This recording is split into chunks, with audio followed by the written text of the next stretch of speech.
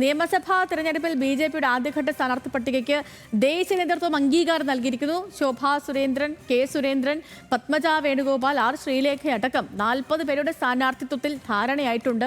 വ്യാഴാഴ്ച നിശ്ചയിച്ചിരിക്കുന്ന parliamentary board യോഗം പട്ടിക അംഗീകരിച്ചാൽ സ്ഥാനാർത്ഥികളെ ഔദ്യോഗികമായി പ്രഖ്യാപിക്കും. ശരത്ലാൽ വിവരങ്ങളുമായിട്ടുണ്ട് നമുക്കൊപ്പം. ശരത്തപ്പ, അങ്ങനെയാണെങ്കിൽ ഇതിലൊരു പ്രഖ്യാപനം മാത്രമേ ബാക്കിയുള്ളൂ. പട്ടിക തയ്യാറാണ്. അതേ ചെയ്തു, പട്ടിക തയ്യാറാണ്. അതുമാത്രമല്ല 12 അതിപ്രാധാന്യമുള്ള, അതായത് വളരെ BJPക്ക് സാധ്യതയുള്ള മണ്ഡലങ്ങൾ 4, അതേപോലെ തന്നെ അടക്കം 18 മണ്ഡലങ്ങളിൽ ശ്രദ്ധ കേന്ദ്രീകരിക്കാനാണ് ഇന്നലത്തെ യോഗത്തിൽ തീരുമാനമായത്.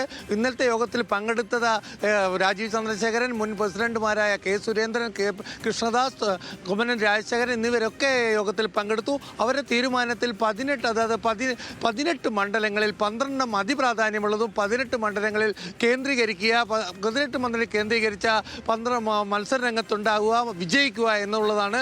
അതുകൊണ്ട് തന്നെയാണ് സ്ഥാനാർത്ഥി പട്ടികയ്ക്ക് തീരുമാനമായത്. ഇതിൽ അതുപോലെ തന്നെ വളരെ പ്രധാനപ്പെട്ടത് കോഴിക്കോട് നോർത്ത്, ആറന്മുള എന്നീ മണ്ഡലങ്ങളിൽ, തൃപ്പൂണിത്തുറ എന്നീ മണ്ഡലങ്ങളിൽ തീരുമാനം ഹൈക്കമാൻഡിന് വിട്ടിട്ടുണ്ട് സേതു. അതുകൂടി എത്രയും പെട്ടെന്ന് പ്രഖ്യാപിക്കപ്പെടും എന്ന് തന്നെ നമുക്ക് പറയാം. MD രമേശ് എവിടെ മത്സരിക്കും എന്ന കാര്യവും ഹൈക്കമാൻഡ് തീരുമാനിക്കും സേതു. ഓക്കെ, ശരി ശരത്ലാൽ.